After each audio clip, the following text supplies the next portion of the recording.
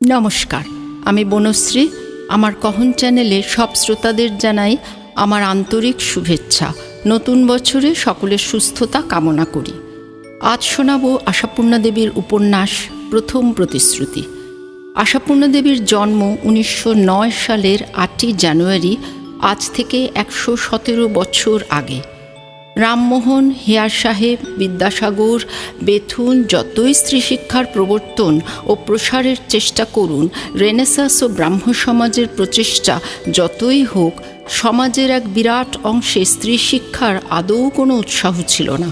বরং মেয়েরা লেখাপড়া শিখলে তাদের অথবা সংসারের অকল্যাণ হতে পারে, এরকম একটা অন্ধ কুসংস্কারে সমাজের অধিকাংশ অংশ আচ্ছন্ন ছিল। এই রকমই এক পরিবেশে মানুষ হয়ে আশাপূর্ণা ও তার বোনেরা যে বিদ্যাচর্চা করতে পেরেছিলেন, তার কারণ তাদের মায়ের কন্যা সন্তানদের শিক্ষাদানে ঐকান্তিক উৎসাহ ছিল। আশাপূর্ণা দেবী কোনো গৃহশিক্ষকের কাছে বা কোনো পাঠশালা বা বিদ্যালয়ে যাওয়ার সুযোগ পাননি। দাদাদের স্বরবর্ণ ও ব্যঞ্জনবর্ণ লিখতে দেখে উল্টো দিকে বসে হাতের লেখা নকশা করতেন। সেই জন্য অ আ সব উল্টো করে লিখতেন। সেখান থেকেই গ্রন্থপাঠ, কাব্যচর্চা শুরু। কিশোরী বয়সেই কবিতা প্রকাশিত হয়। বিয়ের আগে যেমন বাবা মার উৎসাহের শিক্ষা ও সাহিত্যচর্চার শুরু, তেমনি বিয়ের পরে স্বামীর কাছে যে সহায়তা ও উৎসাহ পেয়েছিলেন, সেটা যেমন আশাপূর্ণা দেবীর ক্ষেত্রে সৌভাগ্য, বাংলা সাহিত্যের ক্ষেত্রেও তাই। তৎকালীন সমাজে মহিলা জাতের উপর যে পীড়ন ব্যবস্থা প্রচলিত ছিল এবং সেই পরিবেশেও যে প্রিয় পরিজনদের আনুকূল্যে আশাপূর্ণা দেবী সাহিত্য রচনায় ব্রতী হয়েছিলেন, এই দুই পরস্পর বিরোধী পরিস্থিতির সংঘাতই তার প্রথম প্রতিশ্রুতি প্রভৃতি উপন্যাস রচনার শক্তি জুগিয়েছিল। আজ সেই উপন্যাসই আপনাদের শোনাচ্ছি। শুরু করছি তাহলে। সত্যবতীর গল্প আমার লেখা নয়। এ গল্প বকুলের খাতা থেকে নেওয়া। বকুল বলেছিল, একে গল্প বলতে চাও গল্প, সত্যি বলতে চাও সত্যি। বকুলকে আমি ছেলেবেলা থেকে দেখেছি, এখনও দেখছি। বরাবরই বলি, বকুল, তোমাকে নিয়ে গল্প লেখা যায়। বকুল হাসে, অবিশ্বাস আর কৌতুকের হাসি। না, বকুল নিজে কোনো দিন ভাবে না তাকে নিয়েও গল্প লেখা যায়। নিজের সম্বন্ধে কোনো মূল্যবোধ নেই বকুলের, কোনো চেতনাই নেই। বকুলও যে সত্যি পৃথিবীর একজন, একথা যেন মানতেই পারে না বকুল। সে শুধু জানে সে কিছুই নয়, কেউই নয়, অতি সাধারণের একজন, একেবারে সাধারণ, যাদের নিয়ে গল্প লিখতে গেলে কিছুই লেখবার থাকে না। বকুলের ধারণা গড়ে ওঠার মূলে হয়তো জীবনের বনেদের তুচ্ছতা, হয়তো এখনও অনেক পেয়েও শৈশবের সেই অনেক কিছু না পাওয়ার ক্ষোভটা আজও রয়ে গেছে তার মনে। সেই ক্ষোভই স্তিমিত করে রেখেছে তার মনকে, কুণ্ঠিত করে রেখেছে তার সত্তাকে। বকুল সুবর্ণলতার অনেকগুলো ছেলেমেয়ের মধ্যে একজন। সুবর্ণলতার শেষ দিকের মেয়ে। সুবর্ণলতার সংসারে বকুলের ভূমিকা ছিল অপরাধীর।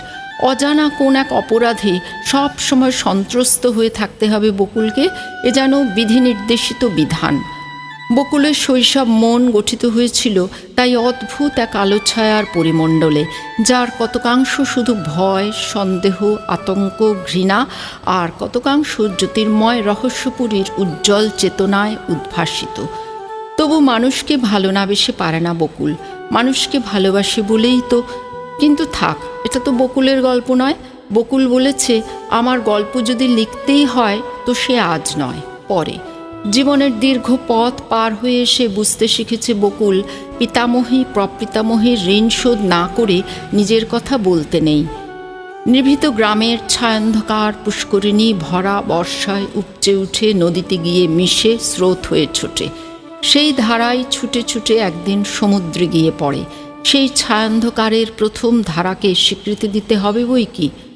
আজকের বাংলাদেশের অজস্র বকুল পারুলদের পিছনে রয়েছে অনেক বছরের সংগ্রামের ইতিহাস। বকুল পারুলদের মা, দিদিমা, পিতামহী আর প্রপিতামহীদের সংগ্রামের ইতিহাস। তারা সংখ্যায় অজস্র ছিল না, তারা অনেকের মধ্যে মাত্র একজন। তারা একলা এগিয়েছে। এগিয়েছে খানা ডোবা ডিঙিয়ে, পাথর ভেঙে, কাটাঝোপ উপড়ে। পথ কাটতে কাটতে হয়তো দিশেহারা হয়েছে, বসে পড়েছে নিজেরই কাটা পথের পথ জুড়ে। আবার এসেছে আরেকজন, তার আরাধ্য কর্মভার তুলে নিয়েছে নিজের হাতে। এমনি করেই তো তৈরি হলো রাস্তা, যেখান দিয়ে আজ বকুল পারুলরা এগিয়ে চলেছে। বকুলরাও খাটছে বই কি, না খাটলে চলবে কেন? শুধু তো পায়ে চলার পথ হলেই কাজ শেষ হলো না, রথ চলবার পথ চাই যে। সে পথ কে কাটবে কে জানে, সে রথ কারা চালাবে কে জানে। যারা চালাবে তারা হয়তো অলস কৌতূহলে অতীত ইতিহাসের পাতা উল্টে দেখতে দেখতে সত্যবতীকে দেখে হেসে উঠবে। নাকে নোলক আর পায়ে মল পড়া 8 বছরের সত্যবতীকে। বকুলও একসময় হাসত, এখন হাসে না। অনেকটা পথ পার হয়ে এসে বকুল পথের মর্মকথা বুঝতে শিখেছে। তাই যে সত্যবতীকে বকুল কোনোদিন চোখেও দেখেনি, তাকে দেখতে পেয়েছে স্বপ্নে আর কল্পনায়, মমতায় আর শ্রদ্ধায়। তাই তো বকুলের খাতায় সত্যবতীর এমন স্পষ্ট চেহারা আঁকা রয়েছে। নাকে নোলক, কানে সার মাকড়ি, পায়ে ঝাঁঝুর মল, বৃন্দাবনী ছাপের 8 হাতি শাড়ি পরা 8 বছরের সত্যবতী। বিয়ে হয়ে গেছে বছরখানেক আগে, এখনও ঘর বসত হয়নি। অপ্রতিহত প্রতাপে পাড়াশুদ্ধ ছেলেমেয়ের দলনেত্রী হয়ে যথেচ্ছ খেলে বেড়ায়। সত্যবতীর মা, ঠাকুমা, জেঠি, পিসি এঁটে উঠতে পারে না ওকে। পারে না হয়তো সত্যবতীর যথেচ্ছাচারের উপর ওর বাপের কিছু প্রশ্রয় আছে বলে। সত্যবতীর বাপ রামকালী চাটুর্যে বামুনের ঘরের ছেলে হলেও ব্রাহ্মণজনোচিত পেশা তার নয়। অন্য শাস্ত্রপালা, বেদ বেদান্ত বাদ দিয়ে তিনি বেছে নিয়েছেন আয়ুর্বেদ। ব্রাহ্মণের ছেলে হয়েও কবিরাজি করেন রামকালী। তাই গ্রামে ওর নাম নাড়িটেপা বামুন, ওর বাড়ির নাম নাড়িটেপার বাড়ি। রামকালীর প্রথম জীবনটা ওর অন্য সব ভাই আর অন্যান্য জ্ঞাতিগোত্রদের চাইতে ভিন্ন, কিছুটা হয়তো বিচিত্র। নইলে ওই আধা বয়সী লোকটার ওইটুকু মেয়ে কেন? সত্যবতী তো রামকালীর প্রথম সন্তান। সে যুগের হিসেবে বিয়ের বয়স একেবারে পার করে ফেলে তবে বিয়ে করেছিলেন রামকালী। সত্যবতী সেই পার হয়ে যাওয়া বয়সের ফল। শোনা যায় নিতান্ত কিশোর বয়সে বাপের উপর অভিমান করে বাড়ি থেকে পালিয়েছিলেন রামকালী। কারণটা যদিও খুব একটা ঘোরালো নয়, কিন্তু কিশোর রামকালীর মনে বোধ করি সেটাই বেশ জোরালো ছাপ মেরেছিল। কি একটা অসুবিধায় পড়ে রামকালীর বাবা জয়কালী একদিনের জন্যে সদ্য উপবিতধারী পুত্র রামকালীর উপরে ভার দিয়েছিলেন গৃহদেবতা জনার্দনের পূজা আরতির। মহোৎসবে সে ভার নিয়েছিল রামকালী। তার আরতির ঘণ্টাধ্বনিতে সেদিন বাড়িশুদ্ধ লোক ত্রাহি জনার্দন ডাক ছেড়েছিল। কিন্তু উৎসাহের চোটে ভয়ঙ্কর একটা ভুল ঘটে গেল, মারাত্মক ভুল। রামকালীর ঠাকুমা ঠাকুরঘর মার্জনা করতে এসে টের পেলেন সে ভুল। টের পেয়ে ন্যাড়া মাথার উপরে কদমছাট চুল সজারুর কাঁটার মতো খাড়া হয়ে উঠল তার। ছুটে গিয়ে ভাইপোর অর্থাৎ রামকালীর বাবা জয়কালীর কাছে প্রায় আছড়ে পড়লেন। সর্বনাশ হয়েছে জয়।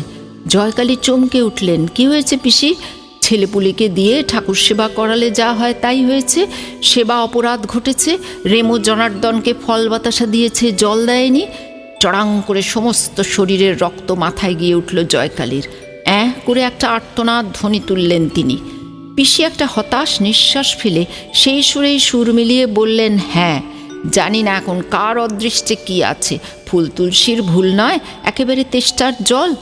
সহসা জয়কালী পায়ের খড়মটা খুলে হাতে নিয়ে চিৎকার করে উঠলেন, রেমো রেমো।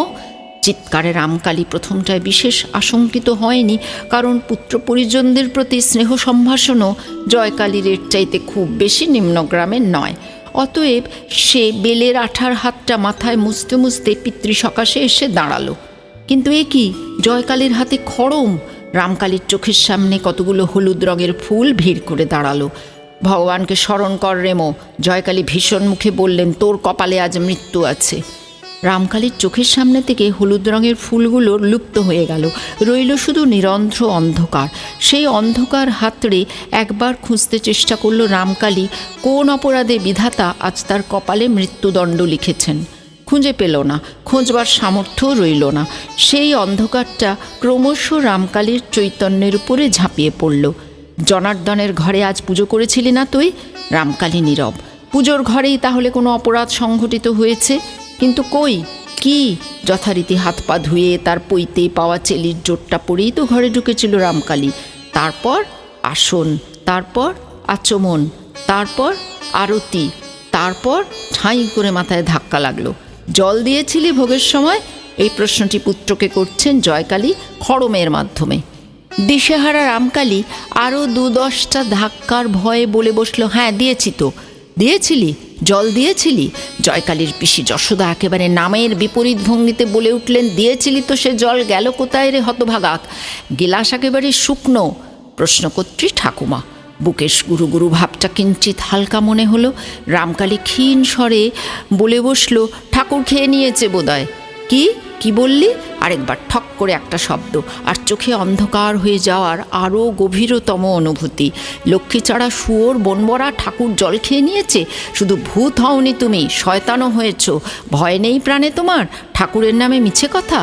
অর্থাৎ মিথ্যে কথাটা যত না অপরাধ হোক, ঠাকুরের নামের সঙ্গে জড়িত হয়ে ভীষণ অপরাধে পরিণত হয়েছে। রামকালী ভয়ের বশে আবারও মিছে কথা বলে বসে, হ্যাঁ সত্যি বলছি, ঠাকুরের নামে দিব্যি দিয়েছিলাম জল। বটেরে হারামজাদা, বামুনের ঘরের চাঁড়াল, ঠাকুরের নামে দিব্যি জল দিয়েছিস তুই? ঠাকুর খেয়ে ফেলেছে? ঠাকুর খায় জল? মাথার মধ্যে জ্বলছে। রামকালী মাথার জ্বালায় অস্থির হয়ে সমস্ত ভয় ডর ভুলে বলে বসল, খায় না জানো তো দাও কেন? ও আবার মুখে মুখে চোপা। জয়কালী আরেকবার শেষ বেশ খড়মটার সদ্ব্যবহার করলেন, করে বললেন, যা দূর হ বামুনের ঘরের গরু, দূর হয়ে যা আমার সম্মুখ থেকে। এর বেশি আর কিছুই করেননি জয়কালী। আর এরকম ব্যবহার তো তিনি সর্বদাই সকলের সঙ্গে করে থাকেন। কিন্তু কিসে যে কি হয়, রামকালীর চোখের সামনে থেকে যেন একটা পর্দা খসে গেল। চিরদিন জেনে আসছে জনার্দন বেশ একটু দয়ালু ব্যক্তি। কারণ অকারণে উঠতে বসতে বাড়ির সকলেই বলে, জনার্দন দয়া করো। কিন্তু কোথায় সেই দয়ার কণিকা মাত্র? রামকালী যে মনে মনে প্রাণ ফাটিয়ে চিৎকার করে প্রার্থনা করল, ঠাকুর এই অবিশ্বাসীদের সামনে একবার নিজ মূর্তি প্রকাশ করো, একবার অলক্ষ্য থেকে দৈববাণী করো। ওরে জয়কালী, বৃথা ওকে উৎপীড়ন করছিস। জল আমি সত্যিই খেয়ে ফেলেছি, এক মুঠো বাতাসা খেয়ে ফেলে বড্ড তেষ্টা পেয়ে গিয়েছিল। না, দৈববাণীর ছায়ামাত্র নেই। সেই মুহূর্তে আবিষ্কার করল রামকালী, ঠাকুর মিথ্যে, দেবতা মিথ্যে, পুজো পাঠ প্রার্থনা সবই মিথ্যে, অমোঘ সত্য শুধু খড়ম। পৈতের সময় তারও একজোড়া খড়ম হয়েছে, তার উপযুক্ত ব্যবহার করতে পারবে রামকালী কে জানে। অথচ এই দণ্ডে সমস্ত পৃথিবীর উপরই যে ব্যবহারটা করতে ইচ্ছে করছে, পৃথিবীতে আর থাকবো না আমি, প্রথমে সংকল্প করল রামকালী। তারপর ক্রমশ পৃথিবীটা ছেড়ে চলে যাবার কোনো উপায় আবিষ্কার করতে না পেরে মনের সঙ্গে রফা করল, পৃথিবীটা আপাতত হাতে থাক, ওটা তো যখন ইচ্ছেই ছাড়া যাবে। ছাড়বার মতো আরও একটা জিনিস রয়েছে, পৃথিবীরই প্রতীক, যেটা বাড়ি ছাড়বে রামকালী। জন্মে আর কখনো জনার্দনের পুজো যাতে না করতে হয়। তখনও নাড়ি টেপার বাড়ি নাম হয়নি, আদি ও অকৃত্রিম চাটুর্যে বাড়িই ছিল, সকলের শ্রদ্ধা সমূহেরও আধার ছিল। কাজেই বেশ কিছুদিন গ্রামে সাড়া পড়ে রইল চাটুর্যেদের ছেলে হারিয়ে যাওয়া নিয়ে। গ্রামের সমস্ত পুকুরে জাল ফেলা হলো, গ্রামের সকল দেবদেবীর কাছে মানসিক মানা হলো। রামকালীর মা রোজ নিয়ম করে ছেলের নামে ঘাটে প্রদীপ ভাসাতে লাগলো। জয়কালী নিয়ম করে জনার্দনের ঘরে তুলসী চড়াতে লাগলেন, কিন্তু কিছুই হলো না। ক্রমশ সকলে প্রায় যখন ভুলেই গেল চাটুর্যেদের রামকালী বলে একটা ছেলে ছিল, তখন গ্রামের কোনো একটি যুবক একদিন ঘোষণা করল, রামকালী আছে। সে মুকসুদাবাদে গিয়েছিল, সেখানে নিজের চোখে দেখে এসেছে রামকালী নবাব বাড়ির কোবরেজ গোবিন্দগুপ্তর বাড়িতে রয়েছে, তার সাকরেদি করে কোবরেজি শিখছে। শুনে ফ্যাল করে তাকিয়ে রইলেন জয়কালী। ছেলের বেঁচে থাকার খবর আর ছেলের জাত যাওয়ার খবর, যুগপৎ উল্টো পাল্টা দুটো খবরে তিনি ভুলে গেলেন আনন্দে হহিকার করতে হবে, শোকে হাহাকার করতে হবে।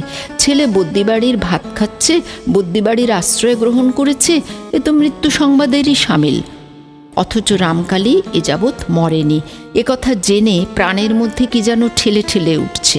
কি সে আনন্দ, আবেগ, অনুতাপের যন্ত্রণা মুক্তির সুখ? গ্রামের সকলের সঙ্গে পরামর্শ করতে লাগলেন জয়কালী।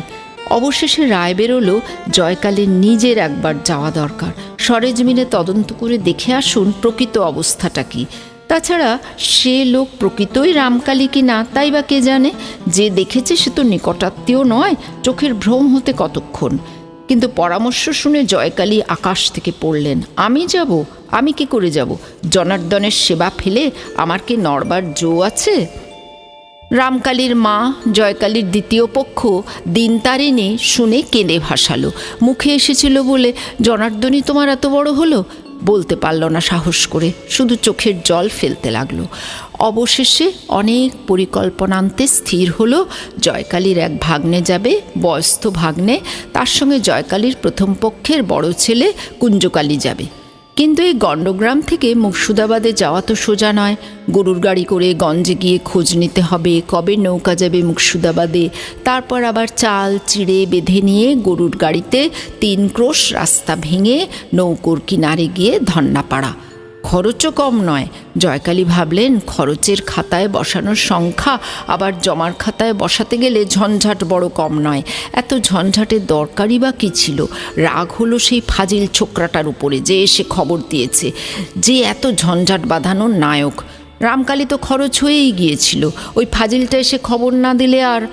কিন্তু দরকার ছিল রামকালীর মার দিক থেকে, তাই সব ঝঞ্ঝাট পুইয়ে ভাগ্নেকে আর ছেলেকে পাঠালেন জয়কালী। আর কদিন পরে তারা এসে জানালো খবর ঠিক। রামকালী নিঃসন্তান গোবিন্দবদ্যির পুষ্যি হয়ে রাজার হালে আছে। তারপর নাকি পাটনা যাবে। এদের কাছে বলেছে একেবারে রাজবদ্যি হয়ে টাকার মোট নিয়ে দেশে যাবে, তার আগে নয়। শুনে যাদের বেশি ঈর্ষা হলো তারা বলল, এমন কুলাঙ্গার ছেলের মুখদর্শন করতে নেই, তাছাড়াও তো জাতিচ্যুত। যাদের একটু কম ঈর্ষা হলো তারা বলল, তবু বলতে হবে উদ্যোগী পুরুষ। আর জাতিচ্যুতই বা হবে কেন? কুঞ্জ তো বলছে নাকি জেনে এসেছে গোবিন্দগুপ্ত রামকালী চাটুর্যের জন্যে কোন এক বামুন বাড়িতে ভাতের ব্যবস্থা করে রেখেছে। গ্রামে আবার কিছুদিন এই নিয়ে আলোচনা চলল, এবং যখন এসব আলোচনা ঝিমিয়ে গিয়ে ক্রমশ আবার সবাই রামকালীর নাম ভুলতে বসল, তখন একদিন রামকালী সশরীরে হাজির হলো টাকার বস্তা নিয়ে।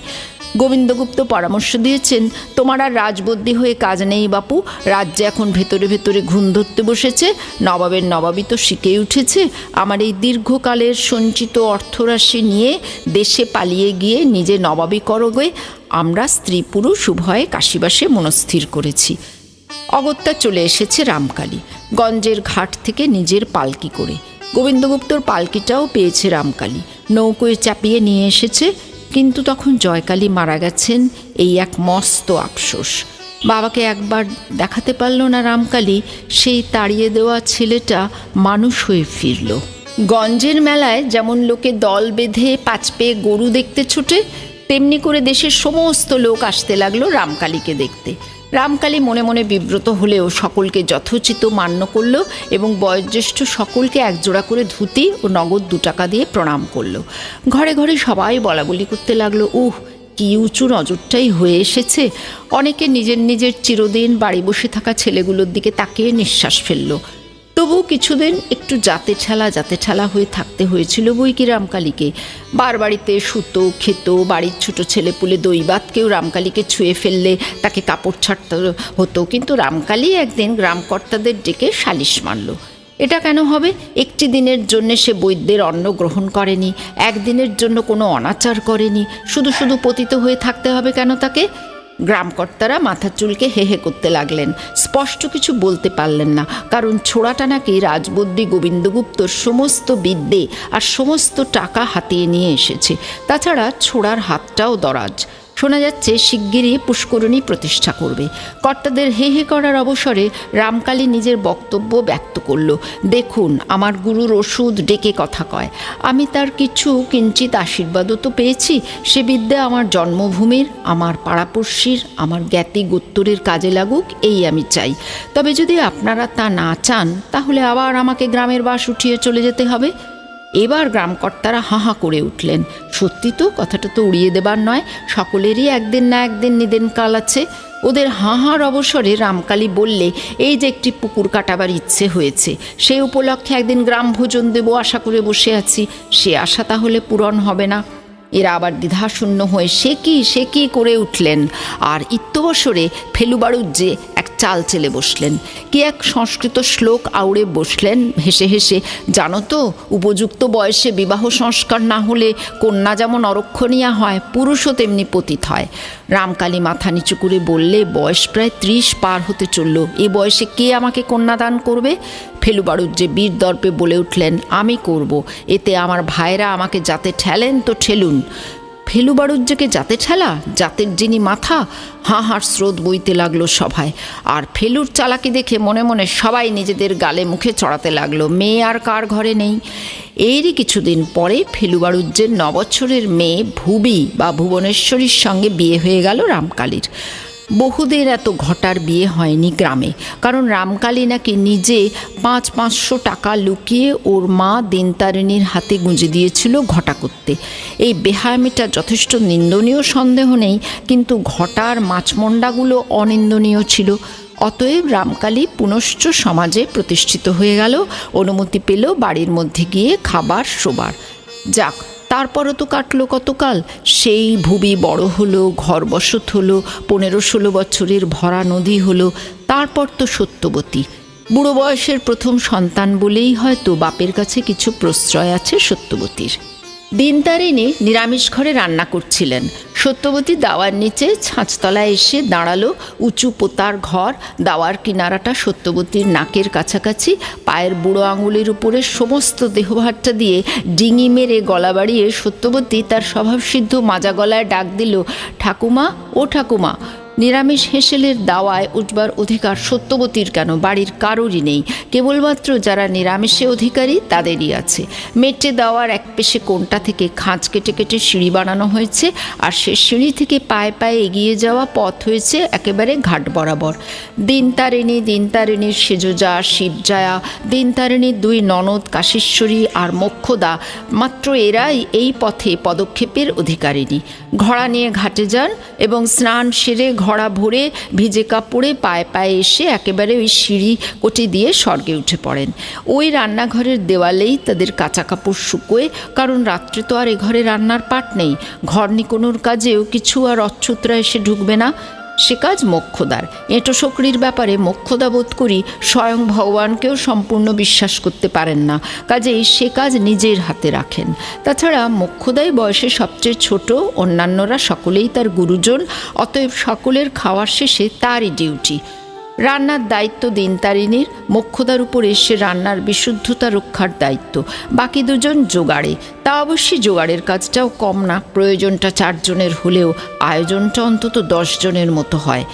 কিন্তু ওসব কথা থাক, আসলে ছেলেপুলের এ উঠোনে পা দেবারও হুকুম নেই, কিন্তু সত্যবতীকে কেউ এঁটে উঠতে পারে না। ও যখন তখন দাওয়ার নিচে থেকে নাক বাড়িয়ে হাঁক পাড়ে, ও ঠাকুমা, অথবা ও পিস ঠাকুমা। দিনতারিণী ওর গলা পেয়ে নিজের গলাটা বাড়িয়ে দরজা দিয়ে উকি মেরে বলেন, এই মোলোজা, এ ছুঁড়ি কি দোষী গো, আবার এসেছিস? বেরো বেরো, ছোট ঠাকুরজি দেখতে পেলে আর রক্ষে রাখবে না। সত্যবতী ঠোঁট উল্টে বলে, ছোট ঠাকুমার কথা বাদ দাও, তুমি শোনো না একটু। সত্যবতী দিনতারিণীর উপায়ী ছেলের মেয়ের, তাছাড়া সত্যর বিয়ে হয়ে গেছে, কাজেই খুব দূরছাইটা ওর কপালে জোটে না। তাই ওর আবদারে অগত্যায় দিনতারিণী একটু ডিঙি মেরে দাওয়া এসে দাঁড়ালেন। ইশারায় বললেন, কি চাই? সত্যবতী পিঠের দিকে গোটানো হাতটা ঘুরিয়ে একখানা ছোট মাপের কচি মানপাতা মেলে ধরে চুপি চুপি বলে, একটা জিনিস দাও না, এই মরেছে। এখন আবার জিনিস কি রে? এখন কি কিছু রান্না হয়েছে?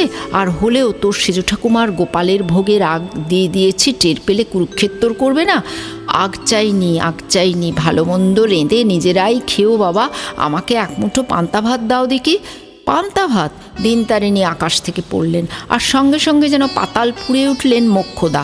পরনে সপসপে ভিজে থান, কাঁখে ভরন্ত কলসি।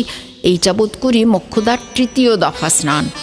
যে কোনো কারণেই হোক, চাল ধুতে কি শাক ধুতে ঘাটে গেলেই মোক্ষদা একবার সবস্ত্র স্নান সেরে নেন। দাওয়ার পৈঠে দিয়ে কখন যে উঠে এসেছেন ঠাকুমা নাতনি কারো চোখে পড়েনি, চোখ পড়ল একেবারে সশরীরিণীর উপর। দিনতারিণী অপ্রতিভের একশেষ, সত্যবতী বিরক্ত, আর মোক্ষদা তিনি হাতে নাতে চোর ধরে ফেলা ডিটেকটিভের মতোই উল্লসিত। আবার তুই এখানে? ক্ষণক্ষণে গলায় প্রশ্ন করেন মোক্ষদা। সত্যবতী ঈষৎ আমতা করে বলে, বারে, আমি কি তোমাদের দাওয়ায় উঠেছি? দাওয়ায় উঠিসনি বলি সত্যিক রাস্তা মাড়িয়ে এসে সেই পায়ে উঠোনে তো পা দিয়েছিস। তুলসী গাছে জল দিতে উঠোনে নামতে হবে না আমাদের? সত্যবতী গোঁজ করে বলেন, নামবার সময় তো 10 গড়া জল না ঢেলে নামবে না, তবে আবার অত কি? মুখে মুখে চোপা করিস নে সত্য, অভ্যেস ভালো কর। মোক্ষদা ঘোড়াটাকে দুম করে রান্নাঘরের চৌকাঠের ওপিঠে বসিয়ে আঁচল নিংড়ে নিংড়ে পায়ে কাদা ধুতে ধুতে বলেন, বাপের সোহাগে সোহাগে যে একেবারে ধিঙ্গিপদ পেয়ে বসে আছিস।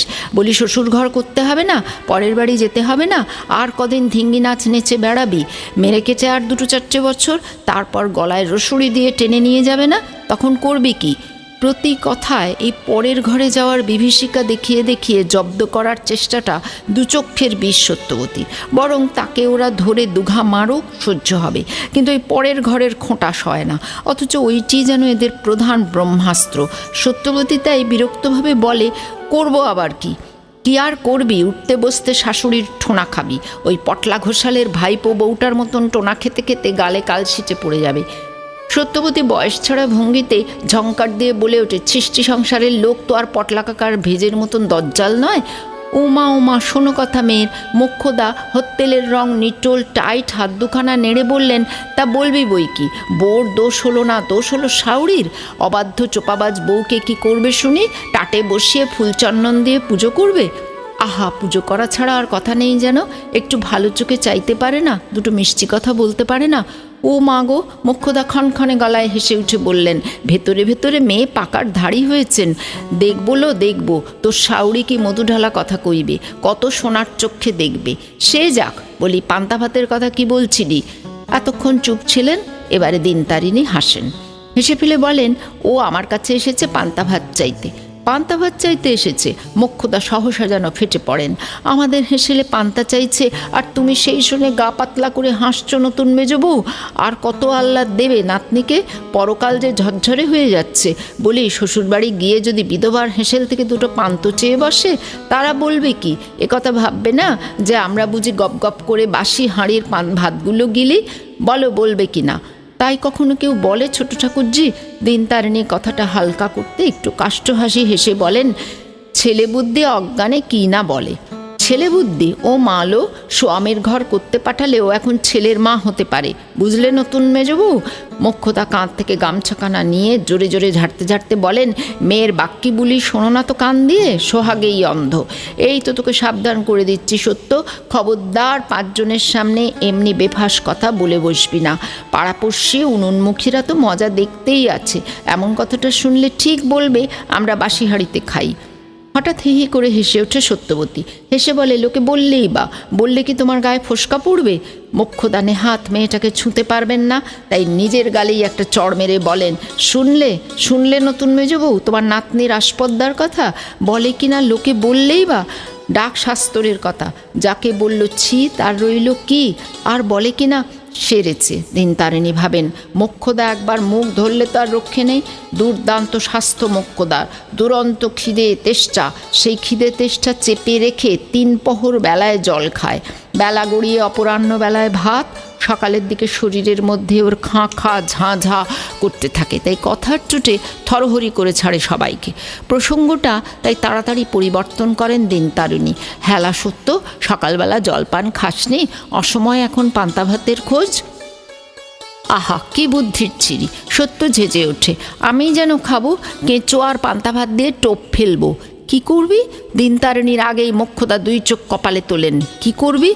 টোপ ফেলবো, টোপ, মাছের টোপ। পেয়েছো শুনতে? নেড়ু আমায় কঞ্চি চেঁচে খুব ভালো একটা ছিপ করে দিয়েছে, খিড়কির পুকুরে মাছ ধরবো। সত্য, মোক্ষদা যেন চিটপিটিয়ে ওঠেন। ছিপ ফেলে মাছ ধরবি তুই?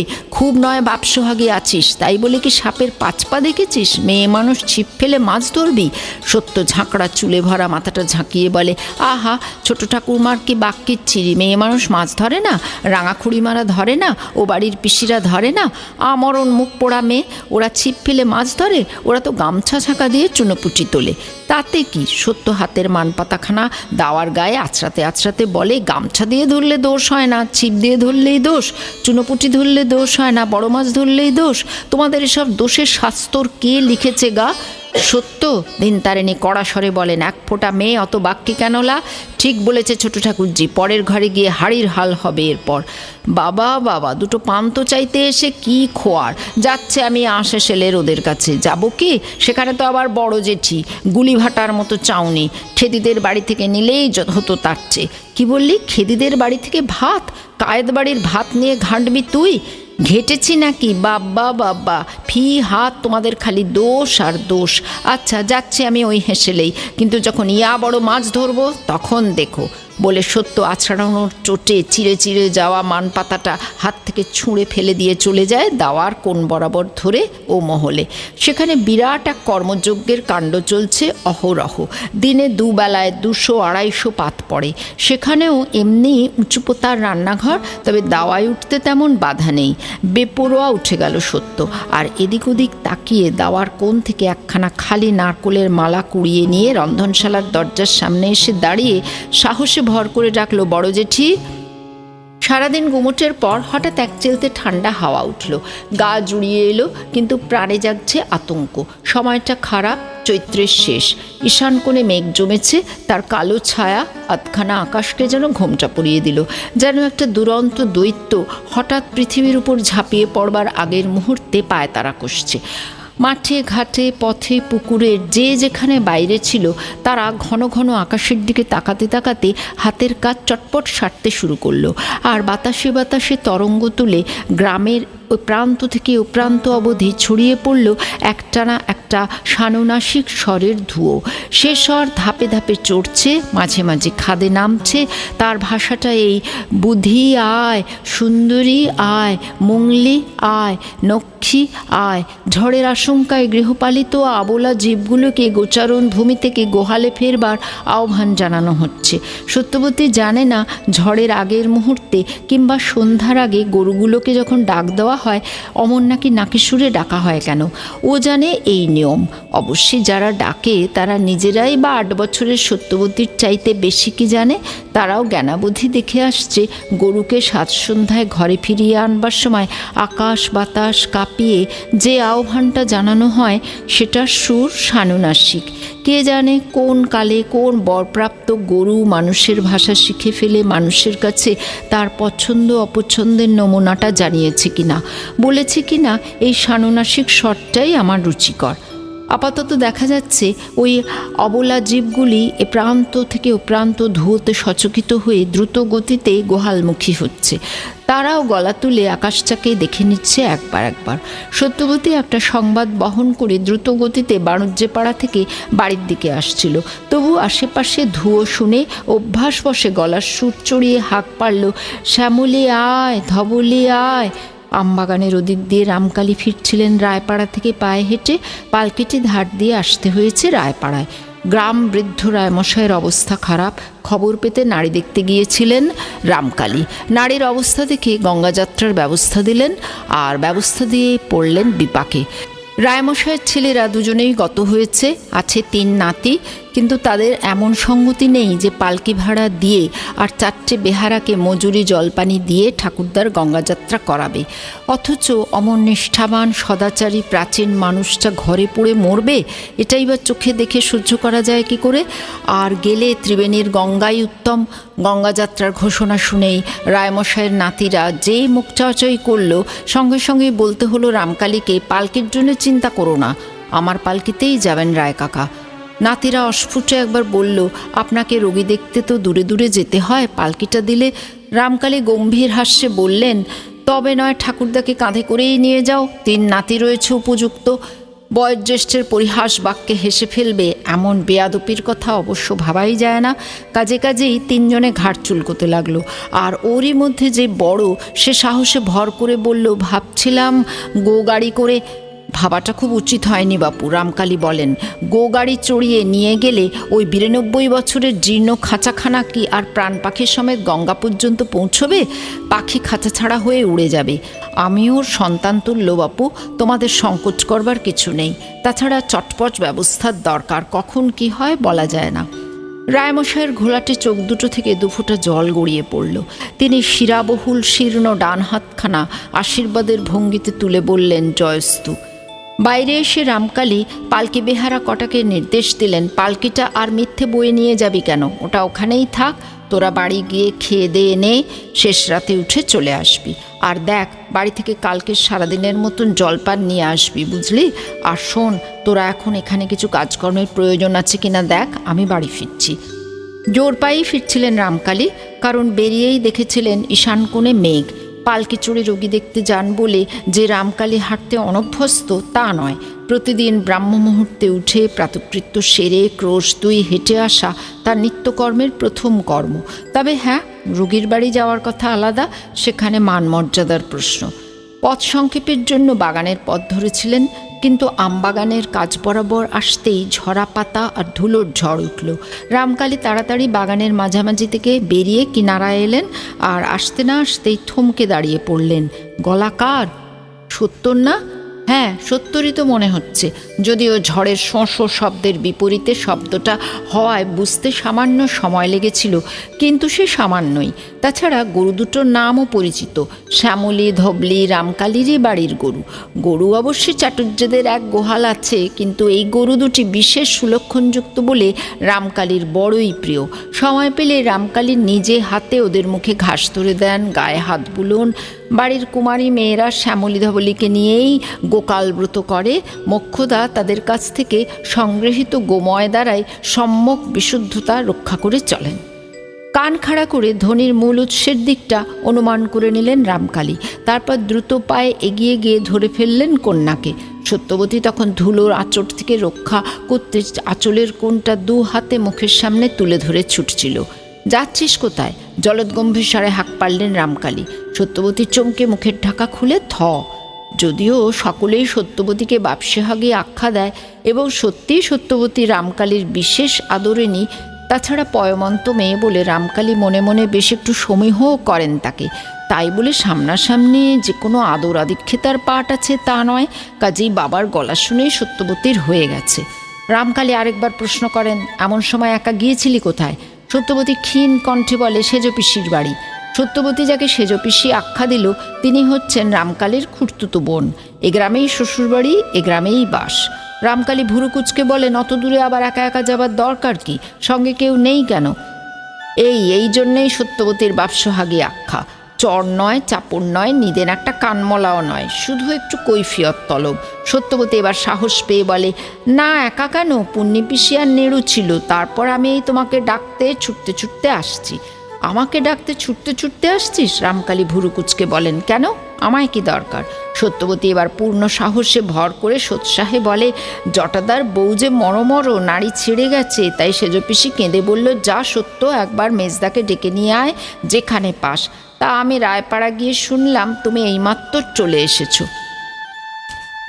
আবার রায়পাড়াও গেছিলি? না, বিপদ করলে দেখছি। জটার বউয়ের আবার হঠাৎ কি যে হলো, নাড়ি ছেড়ে যাচ্ছে কি বাবা? সত্য আরও উৎসাহ সহকারে বলে, গেছে। সেজ পিসি চেঁচাচ্ছে, বুক চাপড়াচ্ছে আর বালিশ বিছানা সরিয়ে নিচ্ছে। আহ, কি যে বলে, চল দেখি গে। রামকালী বলেন, ঝড় উঠে পড়ল, এক্ষুনি বৃষ্টি আসবে, কি মুশকিল। হয়েছিল কি? কিছু নয়, সেজ পিসি বললে। রান্নাবান্না সেরে যেই খেতে বসেছে জটাদার বউ, অমনি জটাদা পান চেয়েছে। জটাদার বউ বলেছে পান ফুরিয়ে গেছে। ব্যাস, বাবু মহারাজের রাগ হয়ে গেছে, দিয়েছেন ঠাঁই ঠাঁই করে পিঠের উপর লাথি। আর অমনি জটা বৌঠান কাশিতে মুখ থুবড়ে হঠাৎ খুক করে হেসে ওঠে সত্যবতী। হাসতে হাসতে ধমকে উঠলেন রামকালী। বিরক্ত হলেন, কি অসভ্য হচ্ছে মেয়েটা, হাসির কি সময় অসময় নেই? বললেন, মানুষ মরছে দেখে হাসতে হয়, এই শিক্ষা দীক্ষা হচ্ছে? সত্যবতী নিতান্তই হেসে ফেলেছিল।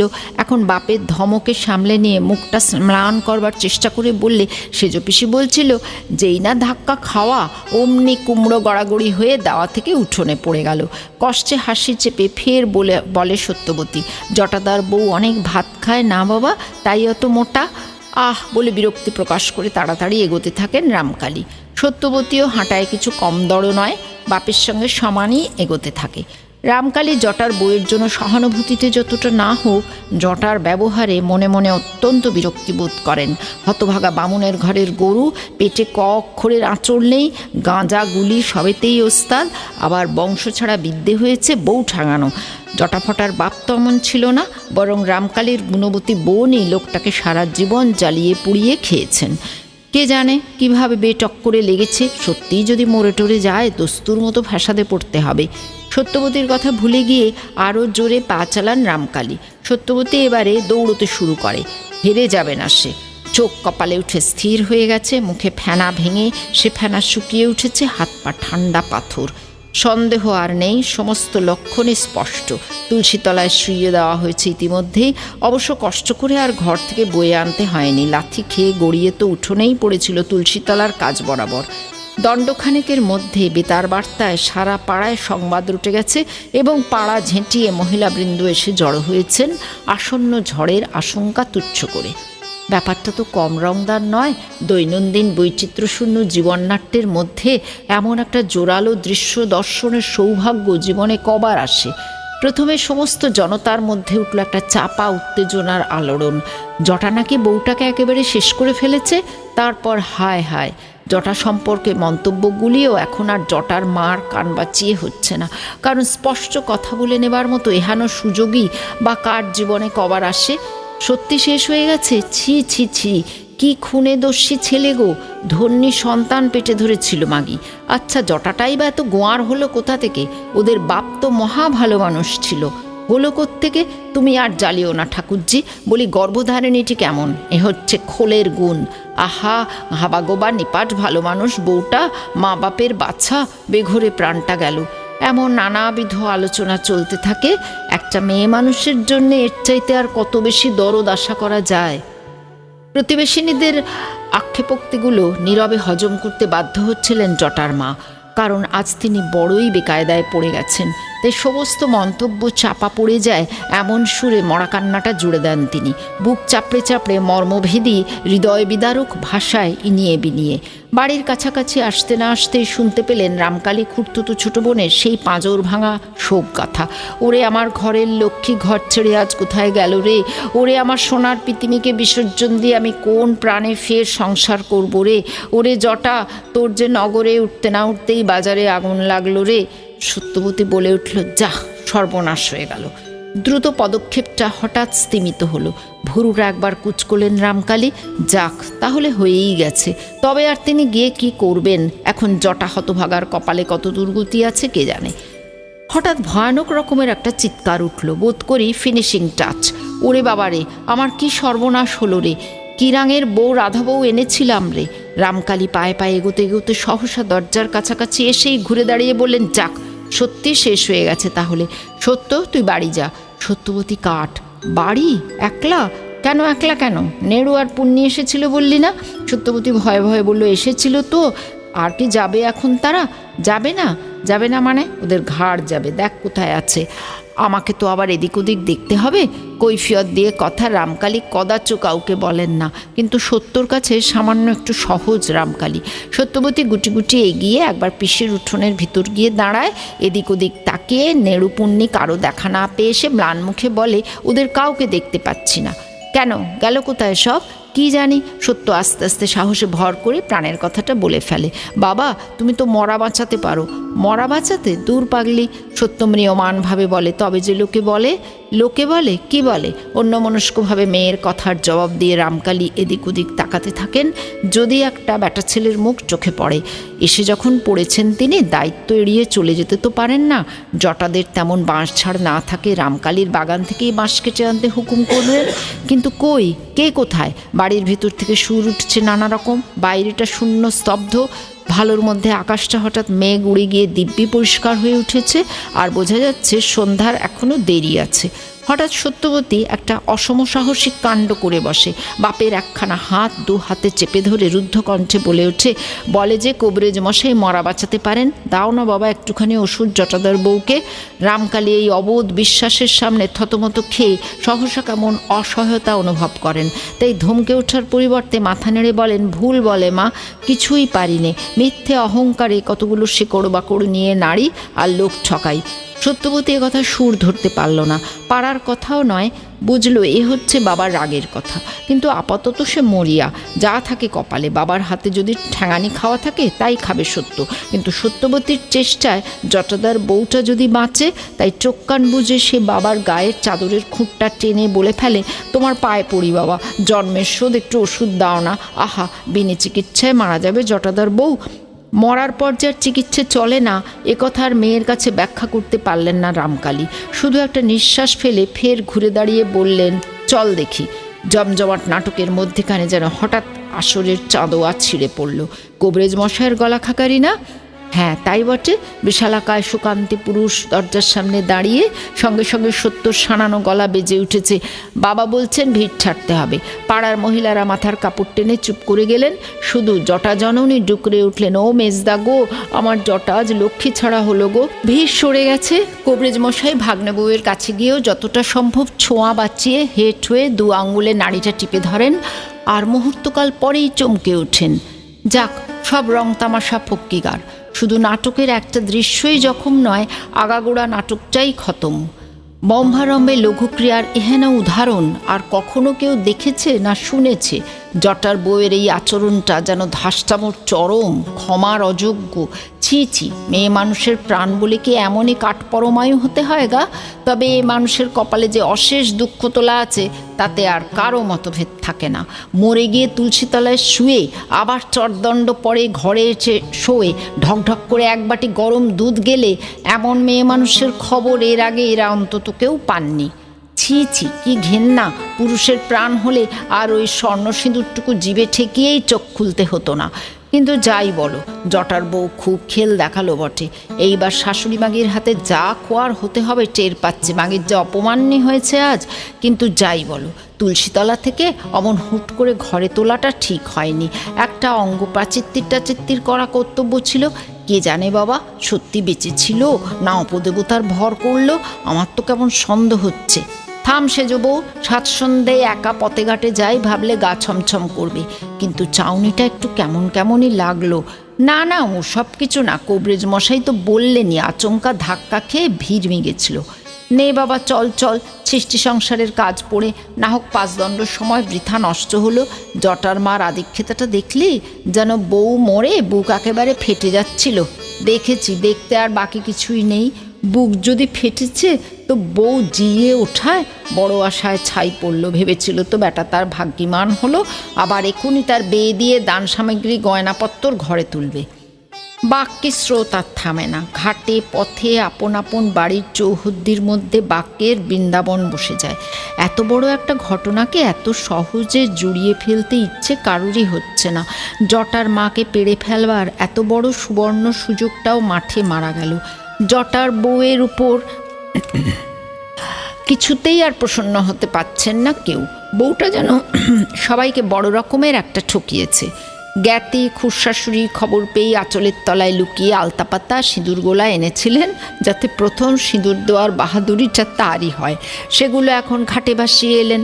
যতই হোক মরার জন্যে আনা তো, তার রাগটা তারই বেশি হচ্ছে জটার বউয়ের উপরে। না, নাম কেউ জানে না, জানবার চেষ্টাও করে না। জটার বউ এই তার একমাত্র পরিচয়। এরপর শেষ পরিচয় হবে অমুকের মা। তবে আর নামে দরকার কি? নামে দরকার নেই, কিন্তু তার কথায় সকলেরই দরকার আছে। সেই দরকারি কথাগুলোর মধ্যে হঠাৎ জ্ঞাতি খুড়শাশুড়ি বলে উঠলেন, আমাদের বাপের বাড়ির দেশ হলে বউকে আর ঘরে উঠতে হতো না, ওই গোয়ালে কে ঢেঁকশালে জীবন কাটাতে হতো। 2-1 মুখ চাওয়াচাই করলেন। জীবন নিয়ে বিচারটা কেন? খুড়শাশুড়ি ফের রায় দেন, একে তো তুলসীতলায় বার করা, তারপর আবার কত বড় অনাচার ভাবো মামা শ্বশুরের ছোঁয়াচ খাওয়া। কবরেজ মশাই যখন নিভরসায় নাড়ি টিপে ধরলেন তখনই তো আমি, হ্যাঁ অবশ্যই উনি ভেবেছিলেন মরেই গেছে, আর মরে গেলে সৎকারের আগে দেহ শুদ্ধ তো একটা করতেই হতো। কিন্তু এই যে একেবারে জলজ্জান্ত জিয়ে উঠল, প্রায়শ্চিত্তে না করলে কি করে চলবে? বহু গবেষণান্তে স্থির হলো মামা শ্বশুর স্পর্শের পাতক স্বরূপ একটা প্রায়শ্চিত্ত জটার বউকে করতেই হবে। তাছাড়া মরে বাঁচার পাতকে আরেকটা, নইলে জটার মাকে পতিত থাকতে হবে। বেচারা অপরাধিনী তো অচৈতন্য, জটার মাও জটাকে খুঁজে বেড়াচ্ছেন, কাজেই একতরফা ডিক্রি হয়ে যায়। কিন্তু সত্যবতী এসবের কিছুই জানে না। ও এক অদ্ভুত গৌরবের আনন্দে ছলছল করতে করতে বাবার সঙ্গে সঙ্গে বাড়ি ফেরে। রাগ করে বাবা কি উল্টো কথা বলছিলেন কিনা চিকিৎসে কিচ্ছু জানি না। সাধে কি আর সত্য অত দুঃসাহস করে বাবাকে হাতে ধরে বলেছিল একটু ওষুধ দিতে? তাই না বেচারি বউটা বাঁচলো। আহা, সত্য যখন শ্বশুরবাড়ি যাবে তখন যদি সত্যর বর মুখে অলক্ষ্যে একটু হাসি ফুটে ওঠে, অমনি মেরে সত্যকে মেরে ফেলে বেশ হয়। বাবা খবর পেয়ে গিয়ে একটি মাত্রা স্বর্ণ সিঁদুর মধু দিয়ে মেরে খাইয়ে দেবেন, আর একটু পরেই সত্য চোখ খুলে সবাইকে দেখে তাড়াতাড়ি মাথায় ঘোমটা টেনে ফেলবে। কি মজাই হবে তাহলে। দেশশুদ্ধ লোকের টাক লেগে যাবে সত্যর বাবা রামকালী কবরেজের গুণের মহিমায়। বাপরে বাপ, সোজা বাবা তার, গায়ের আর কোন মেয়েটার এমন বাপ আছে? হাসির কথা ভাবতে ভাবতে হঠাৎ সশব্দে হেসে ফেলা সত্যর বরাবরের রোগ। রামকালী চমকে প্রশ্ন করলেন, কি হলো, হাসলি যে? সত্য কষ্টে সামলে নিয়ে ঠকিলে বলল, এমনি। তোর ওই এমনি হাসিটা একটু কমা দেখি। প্রায় সহাস্যেই বলেন রামকালী, নইলে এরপর শ্বশুরবাড়ি গিয়ে ওই জটার বউয়ের দশা হবে তোর। মনটা বড় প্রসন্ন রয়েছে। এই সামনে রাত না হোক কতগুলো ঝঞ্ঝাট ঝামেলায় পড়তে হতো, জটার বউ তার হাত থেকে বাঁচিয়েছে। বাপের মনের প্রসন্নতার কারণটা অনুমান করতে না পারলেও প্রসন্নতাটুকু অনুধাবন করতে পারে সত্যবতী, এবং তারই সাহসে প্রায় উচ্ছ্বসিতভাবে বলে, ওই জন্যেই হাসলাম, আমি মরে গেলে তুমি বেশ গিয়ে বাঁচিয়ে দেবে। বটে, বলেন স্বল্পভাষী রামকালী। রামকালী নিঃশব্দে হনহন করে খানিকটা অগ্রসর হয়ে যান এবং সত্যবতী বাপের সঙ্গে তাল রাখতে প্রায় ছুটতেই থাকে। হঠাৎ এক সময় থেমে রামকালী বলেন, মরে গেলে স্বয়ং ভগবান এসেও কিছু করতে পারেন না, বুঝলি? জটার বউ মরেনি। মরেনি? সত্য একটু আনমনা হয়ে যায়। মরাটা তাহলে আর কোন রকম? হঠাৎ চিন্তার গতি বদলায়। সত্য সোৎসুকে বলে, কিন্তু বাবা, তুমি গিয়ে নাড়ি দেখে স্বর্ণসিঁদুর নাকি খাওয়ালে, ওই রকম মরা মরা হয়েই তো থাকতো জটাদার বউ, আর সবাই মিলে বাঁশ বেঁধে নিয়ে গিয়ে পাকুড়তলা শ্মশানে পুড়িয়ে দিয়ে আসতো। রামকালী একটু চমকালেন। আশ্চর্য, এতটুকু মেয়ে এত তলিয়ে ভাবে কি করে? আহা, মেয়ে মানুষ, তাই সবই বৃথা। এই মগজটা যদি নেড়ুটার হতো, তা হলো না। 8 বছরের হাতি এখনও আর রস্যইতে দাগা বুলোচ্ছে। নেড়ু রামকালীর দাদা কুঞ্জর শেষ কুড়ন্তি। 13টা ছেলে মেয়ে মানুষ করার পরে 14টার বেলায় রাস একেবারে শিথিল হয়ে গেছে কুঞ্জ আর তার পরিবারের। ছেলেটা বামুনের গরু হবে আর কি। কিন্তু মেয়ে সন্তানের বোধ করি এত বেশি তলিয়ে ভাবতে শেখাও ভালো নয়।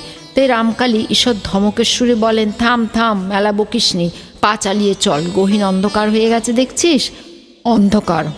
সত্যবতী শতাচ্ছিল্যে বলে, অন্ধকারকে আমি ভয় করি নাকি? এর চাইতে আরও অনেক অনেক অন্ধকারে বাগানে গিয়ে প্যাঁচার চোখ শুনি না আমি? অন্ধকারে কি করিস? চমকে ওঠেন রামকালী। সত্য থতমত খেয়ে বলে, আমি একলা নয়, নেড়ু আর পুণ্যি পিসিও থাকে প্যাঁচার চোখ গুনি। হঠাৎ রামকালী হা হা করে হেসে ওঠেন, অনেকক্ষণ ধরে দরাজ গলায়। এই মেয়েকে আবার ধমকাবেন কি, শাসন করবেন কি? নির্জন পথে অন্ধকারের গায়ে সেই গম্ভীর গলায় দরাজ হাসি যেন স্তরে স্তরে ধ্বনিত হতে থাকে। বারুজ্যদের চণ্ডীমণ্ডপ থেকে উৎকীর্ণ হয়ে ওঠেন 2-1টি গ্রাম্য প্রৌঢ়। বদ্যি চাটুর্যের গলা না? হ্যাঁ, তাই তো মনে হচ্ছে। একলা অমন অন্ধকারে হাসি কেন?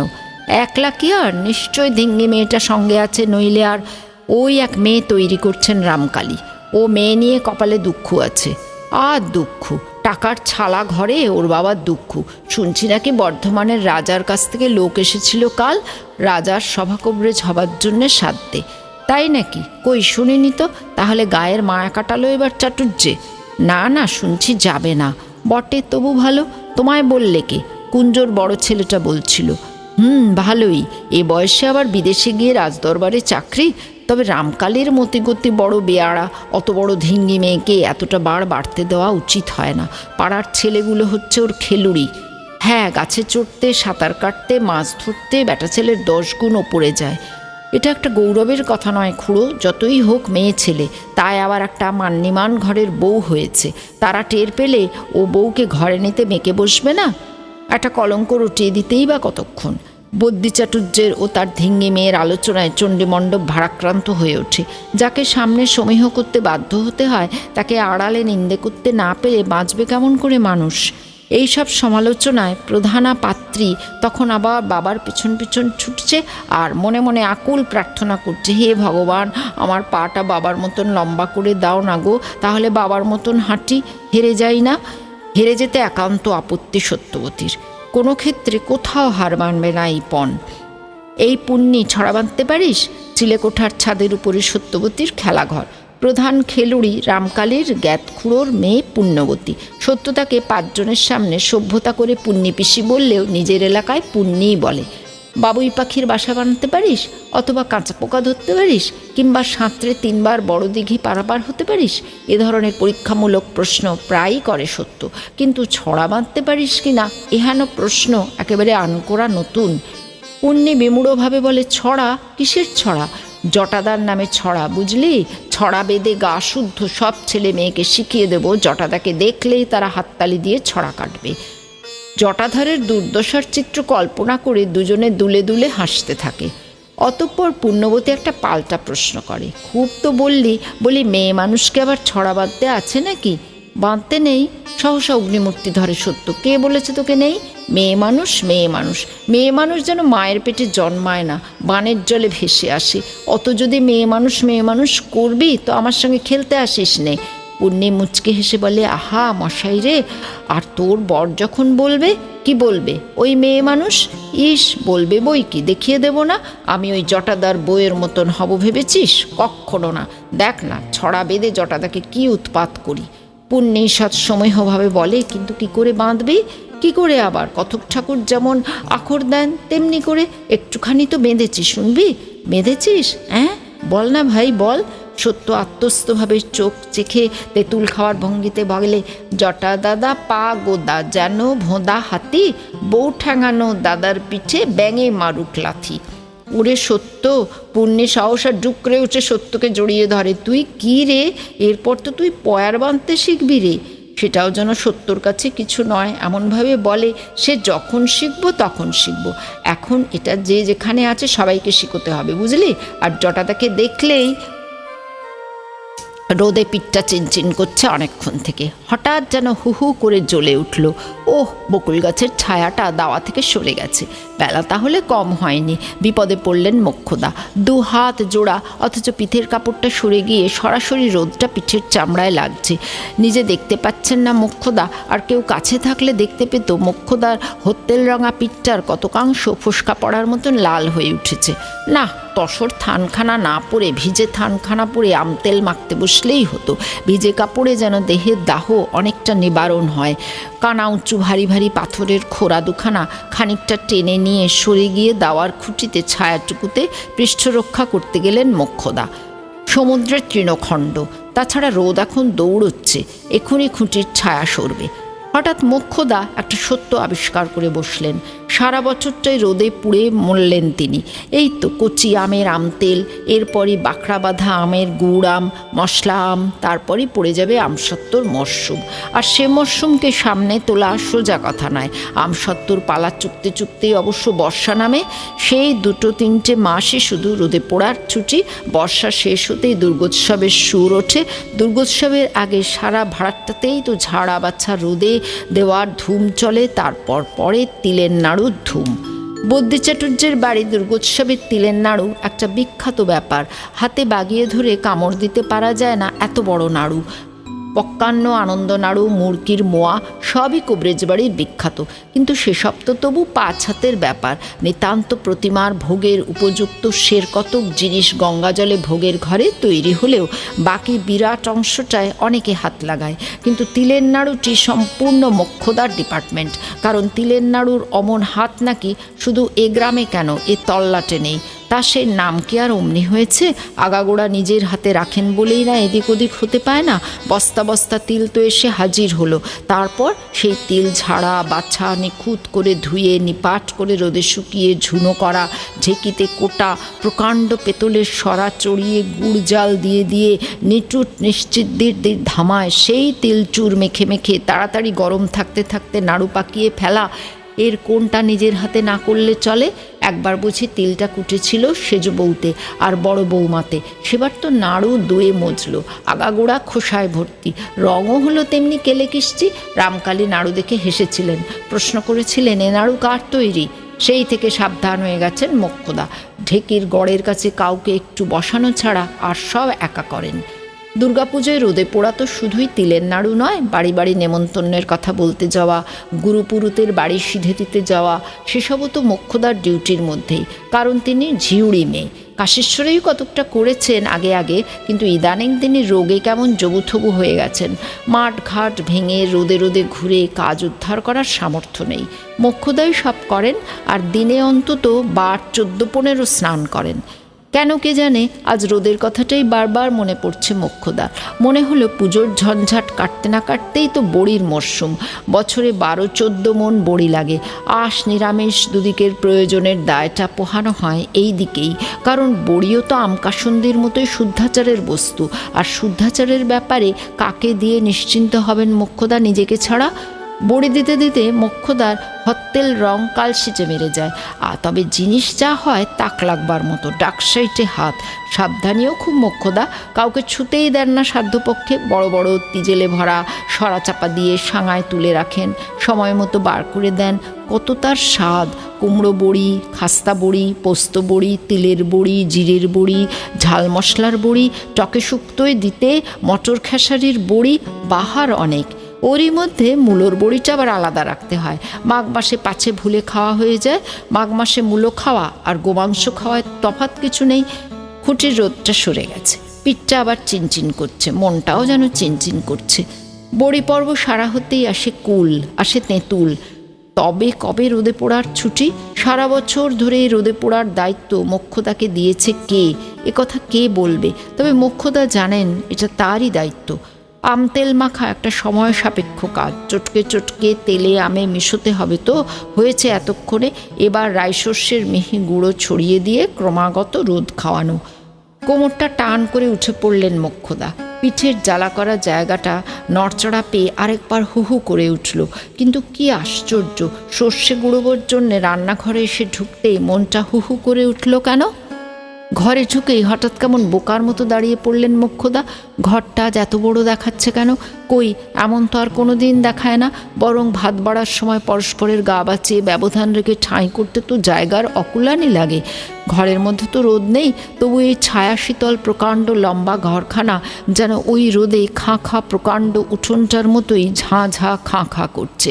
আর সেই খাঁ খাঁ করা ঘরের এক প্রান্তে বড় বড় দুটো উনুন, তাদের মাজা ঘষা নিকোনো চুকোনো চেহারা নিয়ে স্তব্ধ হয়ে বসে আছে বহু অকথিত শূন্যতার প্রতীকের মতো। উনুন দুটোকে আজ আর আগুনের দাহ সহ্য করতে হবে না।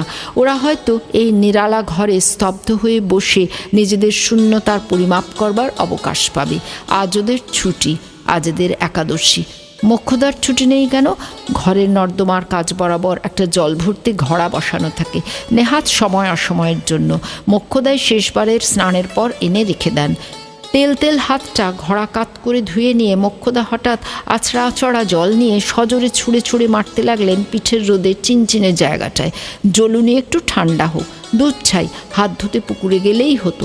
তবু একবার গা মাথা ভিজিয়ে আসা যেত। গায়ের চামড়াটা খানিক ভিজলেও যেন ভেতরের তেষ্টাটা খানিক কমে। একাদশীর দিন তেষ্টা কথাটা মনে আনাও পাপ, এ কি আর জানেন না মোক্ষদা? তাই আবার তার মতো বয়স ভাটিয়ে যাওয়া শক্তপোক্ত মজবুত বিধবার